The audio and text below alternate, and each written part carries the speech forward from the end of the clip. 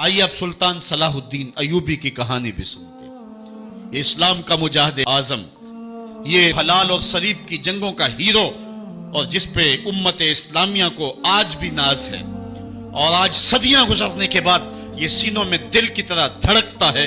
سلطان ایوبی کا نام آج بھی دلوں پہ نقش ہے، اور اس کا نام سن کے مردہ جانوں کے اندر بھی زندگی کی حرارت پیدا ہو جاتی ہے۔ اس کے زمانے میں ریجینالڈ بدبخت ایک انگلستان کے شہزادے نے حاجیوں کے قافلے کو روک لیا اور ان کا سامان لوٹ لیا۔ انہوں نے کہا ہم حج پہ جا رہے ہیں، تو نے ہمارا سامان لوٹ لیا، ہمیں جانے دے۔ تو اس نے دریدہ دہنی کرتے ہوئے کہا بلاؤ اپنے نبی محمد کو جو تمہاری جان چھڑائے۔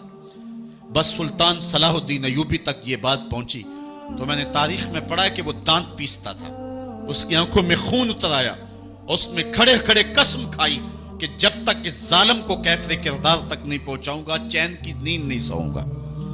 پھر پونے دو سال کا عرصہ آپ سلطان صلاح الدین ایوبی کی زندگی دیکھے، جنگی مہموں کو ترتیب دیتا رہا، دن رات اس نے ایک کر دی، نیند قریب نہ آنے دی۔ جب نیند بہت زیادہ تنگ کر دی تو پھر وہ خیمے کی چوب کے ساتھ ٹیک لگا کے کھڑے ہو کر کے اپنی آنکھوں کی آگ بجھا لیتا، اور پونے دو سال کا عرصہ اس نے چارپائی پہ لیٹ کے نہیں دیکھا۔ پھر وہ لمحے آئے کہ اللہ نے اس کی مراد پوری کی۔ انگلستان کے شہزادے لائن میں کھڑے تھے، اس نے شاہ گاما کو اپنی کرسی دی اور ساتھ کہا ہم جس کو کرسی دیتے اسے امان دیتے۔ پھر اس نے اس کے جو نائٹس تھے ان کو آب خورے دیے، ان میں پانی دیا، کہا جس کو ہم پانی دیتے ہیں اس کو امان دیتے ہیں۔ پھر جب ریجینالڈ کی باری آئی تو بادشاہ کی رگیں پھول گئیں غصے سے، اس نے تلوار نیام سے باہر نکالی اور اس کی چھاتی پہ چڑھ کے اس کی گردن پہ تلوار رکھ کے اس کے ٹکڑے کرتے ہوئے کہا او کتے، تو نے کہا تھا بلاؤ اپنے نبی محمد کو، محمد عربی نے اپنا نوکر بھیج دیا ہے۔ اور اس طرح اس ریجینالڈ کتے کے دو ٹکڑے کر کے رکھ دیے۔ یہ ہماری تاریخ ہے، یہ اور روشن تاریخ ہے۔ ہمارے اسلاف، ہمارے بزرگ اس دور کے شہنشاہ، اس دور کے بادشاہ اتنی جرأت اور اتنی عظیمت رکھا کرتے تھے، اور آج ہماری کمزوریاں نے دشمنوں کو دلیر کر دیے۔ کبھی ایسا بھی اندھیر آیا تھا کہ سر عام یوں توہین اور تنقیص ہوتی ہو پیغمبر حسن اور پیغمبر جمال کی، اور پھر 1.40 کروڑ انسان دنیا کے اوپر بستے ہوں۔ یہ بھی زمانے نے دن دیکھنے تھے تو امت مسلمہ کی موت واقع ہو جائے اگر حضور علیہ السلام کی توہین باقی رہتی ہے۔ اس لیے امت کو پوری قوت کے ساتھ کھڑا ہونا ہے اور اپنے نبی علیہ السلام کی توہین کا بدلہ لینا ہے، اور یہ ممکن نہیں ہے جب تک جو ہے وہ ہم پوری دنیا کے اوپر غالب نہ ہوں۔ اللہ تعالیٰ امت کو وہ دن نصیب فرمائے کہ امت کا غلبہ اللہ تعالیٰ نصیب فرمائے۔ اس وقت ہمارا المیہ یہ ہے کہ ہمارے پاس عالم لیڈر کوئی نہیں ہے، عوام کے جذبے یقیناً دیکھنے کے۔ سیریا کے بچوں کو میں نے دیکھا کہ وہ چھوٹے چھوٹے بچے، انہوں نے ہاتھوں میں کتبہ پکڑا ہوا ہے، اور میں اس منظر کو دیکھ کر کے کتنی دیر تک سکتے میں رہا۔ اس کے اوپر لکھا ہوا تھا اقتلونا ولا تسبوا لنبینا، ہمارے ٹکڑے کر دو لیکن ہمارے نبی کو گالی نہ دو۔ ان بچوں کے درد کی کہانی کلیجے چیر رہی تھی۔ یہ محبتوں کا عالم، وہ اقبال نے کہا تھا چمن میں رخت گل شبنم سے تر ہے، چمن میں رخت گل شبنم سے تر ہے، سمن ہے سبزہ ہے باد سحر ہے، مگر ہنگامہ ہو سکتا نہیں گرم، یہاں کا لالا بے سوزے جگر ہے۔ اس وقت امت بے امام ہے، امت کے پاس جو ہے وہ کوئی ایسا شخص نہیں ہے جو امت کی رہنمائی کرے۔ ملک بھی خالی ہیں اور عالمی لیول پہ بھی ہم کسی امام سے محروم ہیں۔ اللہ نے وہ دن نصیب کرنے ہیں، ہم صفے سیدھی کریں، بس ہمارا کام اتنا ہے۔ صفے سیدھی کریں گے تو امام بھی اللہ بھیج ہی دے گا، اور وہ وقت آئے گا کہ اس کے جھنڈے نیچے ہم کھڑے ہوں گے۔ اور ہم نے تاریخ میں پڑھا ہے، کتب صحاح میں موجود ہے، بخاری اور باقی کتابیں اٹھائیں، ہمیں اس وقت کی بشارت دی گئی ہے کہ جب اساکر اسلام ترتیب پائیں گے اور پھر امام بھی آ جائے گا، اور پھر امت مسلمہ وہ بانکپن پائے گی کہ صحیح حدیث میں آتا ہے کہ اگر کوئی یہودی کسی پتھر کے پیچھے یا درخت کے پیچھے چھپ کر کے پناہ مانگنا چاہے گا تو وہ پتھر مسلمانوں مجاہدوں کو بول کر کے کہے گا ادھر آ، یہ ظالم میرے پیچھے چھپا ہوا ہے۔ وہ دن بھی اللہ تعالیٰ نے ہمیں دکھانے ہیں، اور پوری امت کے اوپر جھنڈا جھولے گا تو آمنہ کے لال کا ہی جھولے گا انشاءاللہ۔ آ ملیں گے سینہ چاکانے چمن سے سینہ چاک، بس میں گل کی ہم نفس باد صبا ہو جائے گی، شبنم افشانی پیدا کرے گی میری سوز و ساز، اس چمن کی ہر کلی درداشنا ہو جائے گی، آسمان سحر کے نور سے ہوگا آئینہ پوش، ظلمت رات کی سیما پا ہو جائے گی، شب گریزاں ہوگی آخر جلوہ خورشید سے، یہ چمن معمور ہوگا نغمہ توحید سے۔ وہ وقت انشاءاللہ آنے والا ہے، بس ہمارا کام صفیں سیدھی کرنی ہے اور صفوں کو ترتیب دینا ہے، اپنے جذبوں کو مرنے نہیں دینا ہے، اور یہ جذبے اپنی نسلوں میں بھی منتقل کرنے ہیں، اور اپنی نسلوں کو بٹھا کر کے حضور کی عظمت کی کہانی پڑھا کے جانا ہے۔ میں نے سیریا کے ان بچوں کو دیکھا تو میں اپنے بچوں کو بٹھا لیا، میں نے کہا بیٹے پوری دنیا کے اوپر حضور کی ناموس پہ حملہ ہے، بتاؤ ہم کیا کریں گے؟ تو میرا 5 سال کا بچہ ہے، مجھے حمزہ کہنے لگا کہ ابو یہ جو تلوار آپ نے لٹکا کے رکھی ہے بیٹھک میں، اس کے میں پیچ خود کھول سکتا ہوں اور یہ میرے ہاتھ میں دے، ان ظالموں کو میں کاٹوں گا۔ میں نے کہا بیٹے مجھے یہی تجھ سے توقع تھی، اس لیے کہ تیرے جسم کے اندر خواجہ دین محمد مصطفیٰ کی غیرت کا خون دوڑ رہا ہے، اور انشاءاللہ یہ ہماری نسلیں اٹھیں گی اور اسلام کے غلبے کا خواب ہم شرمندہ تعبیر کریں گے انشاءاللہ۔ تو اپنے بچوں کو بٹھائیں اور ان کو بتائیں اور ان کو حب رسول کے جام پلائیں، ان کے اندر محبت رسول انڈھیل دیں اور ان کے سینے کے اندر یہ حرارت پیدا کر دیں، اور وہ امت کے لیے اور نام محمد کے لیے ہر قربانی دینے کے لیے آمادہ ہو جائیں۔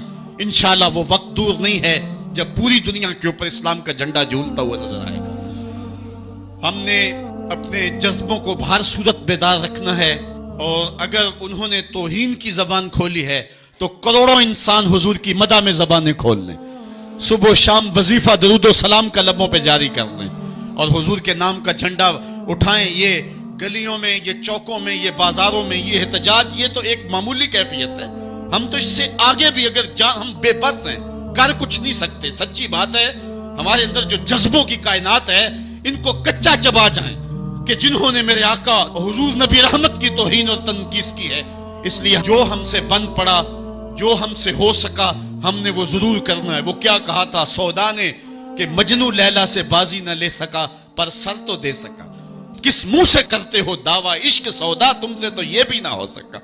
ہم نے دیکھنا ہے کہ ہم کیا کرتے ہیں، اس حوالے سے ہمارے جذبات کیا ہیں۔ مجھے یاد آئی آج عمارہ، سارا دن آج عمارہ کی کہانیاں میرے ذہن میں گردش کرتی رہی۔ عمارہ غزوہ احد کی نامور مجاہدہ ہیں کہ جب بھگدڑ مچی اور کچھ تو خون ہونے لگا اور عجیب کیفیت بن گئی، تو اس وقت حضرت عمارہ خاتون ہیں تو اس جنگ میں ساتھ آئی تھی۔ کس کام کے لیے آئی تھی؟ کہ کوئی زخمیوں کی مرہم پٹی کروں گی، لیکن جب دیکھا کہ حضور تنہا ہیں اور تیروں کی برسات ہو رہی ہے، عمارہ تلوار لے کے میدان میں آ گئی، اور حضور نبی رحمت نے فرمایا کہ میں جدھر دیکھتا تھا مجھے عمارہ ہی نظر آتی تھی۔ اگر ادھر سے حملہ ہوتا آگے عمارہ کھڑی ہوتی، اگر ادھر سے حملہ ہوتا تو عمارہ کھڑی ہوتی۔ میں کہتا ہوں عمارہ تیرے نام پہ میری نسلیں قربان، جس نے محمد عربی کی آبرو کا پہرا دیا۔ اللہ اکبر۔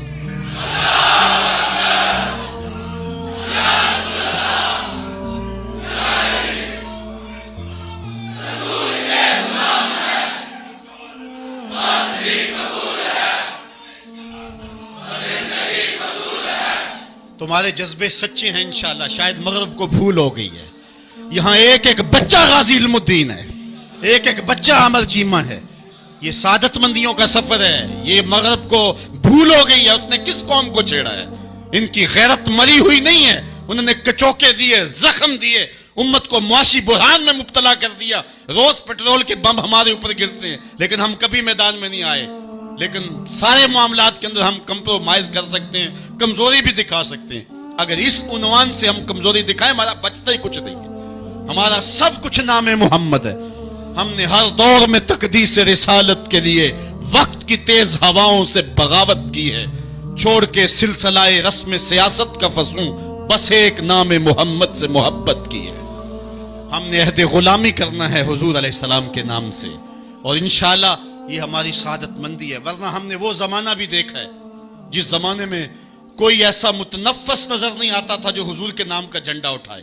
یہ تاتاریوں کا دور ہے، جب بغداد کو اجاڑا گیا، امت کے سر کاٹے گئے، اور یہ حال تھا کہ منگول سردار نے کہا کسی مسلمان کا سر لاؤ، اپنے فوجیوں کو کہا، نہیں تو تمہارا سر کاٹ کے لگائیں گے۔ ایک مینار تعمیر کرنا ہے کھوپڑیوں کا، اور پھر مسلمانوں کا پتہ ڈھونڈتے ہوئے لوگ ہاتھ میں پیسے لے کے گھومتے تھے کہ کسی مسلمان کا پتہ دے دو، اس کا سر کاٹیں ہم، لیکن مسلمان ملتا نہیں تھا، کاٹ دیے گئے۔ دجلہ 3 دن تک خون بن کے بہتا رہا۔ یہ ہماری تاریخ ہے بغداد کی۔ اور پھر دجلہ کا بند توڑ دیا گیا، جو لوگ تہہ خانوں میں چھپے تھے 1.25 لاکھ لاشیں ہم نے وہاں سے پھر نکالی۔ پھر وہ لمحے آئے کہ کوئی ایسا متنفس نظر نہیں آتا تھا جس کے ہاتھ میں اسلام کا جھنڈا ہو۔ ایک منگول سردار عیسائی ہو گیا، اس نے ایک عیسائی پادری کو بلایا اور کہا کہ اپنے مذہب کی تبلیغ کر تاکہ کچھ لوگ اور بھی ہمارے ہم نوا ہو جائیں۔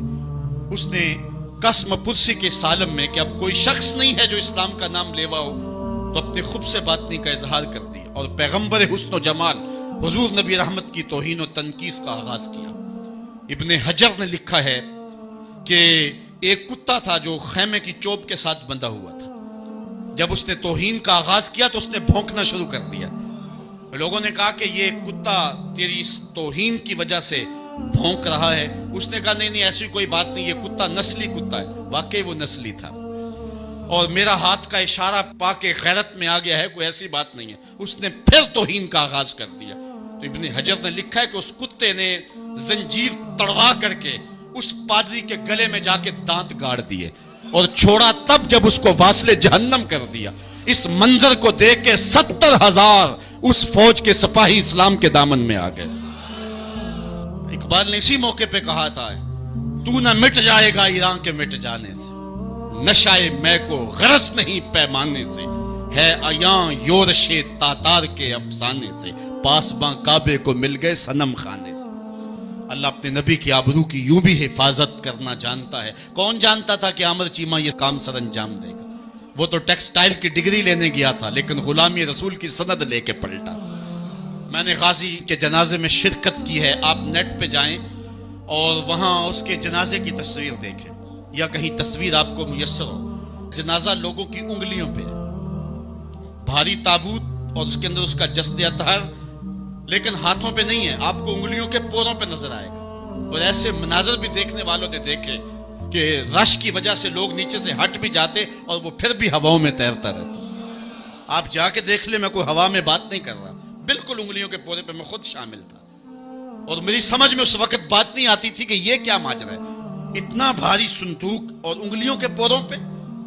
پھر ایک دن میں حضرت سعد بن معاذ کی کہانیاں پڑھ رہا تھا کہ ان کا جنازہ بڑا ہلکا تھا، تو پوچھا گیا تو فرمایا کہ سعد کے جنازے کو صرف انسان ہی جو ہے وہ کندھا نہیں دے رہے، فرشتے بھی کندھا دے رہے ہیں۔ غازی کا جنازہ ایسے ہوا میں تیرتا تھا جس طرح پانی پہ کشتی تیرتی ہے۔ میں نے خود غازی کی قبر کی پائنتی پہ ایک سید زادے کو روتے دیکھا، اور وہ کہہ کیا رہا تھا، ربا میں تینوں یہ نہیں کہندا مینوں عامر چیمہ بنا دے، میں کہنا ہے قدمہ دی مٹی ہی بنا دے۔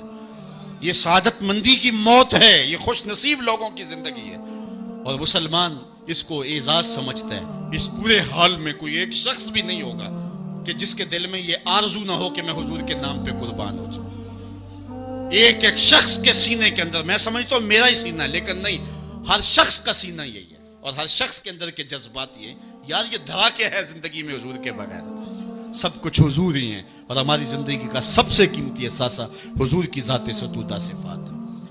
آپ کو جمعۃ المبارک کو جو کال دی گئی اس میں بھرپور شامل ہوں، جہاں جہاں سے آئے ہیں وہاں جو جلوس ہو بھرپور شامل ہوں، لوگوں کو ترغیب دیں، اور اس کو جو ہے وہ بہت بڑے سائز کے اندر جلوسوں کو منعقد کرے تاکہ مغرب کو پیغام جائے کہ یہ تھکے ہوئے، ماندے ہوئے، ہارے ہوئے، یہ جو ہے وہ معاشی بحرانوں کے پسے ہوئے لوگ جب بھی اپنے من کا سودا کرتے ہیں تو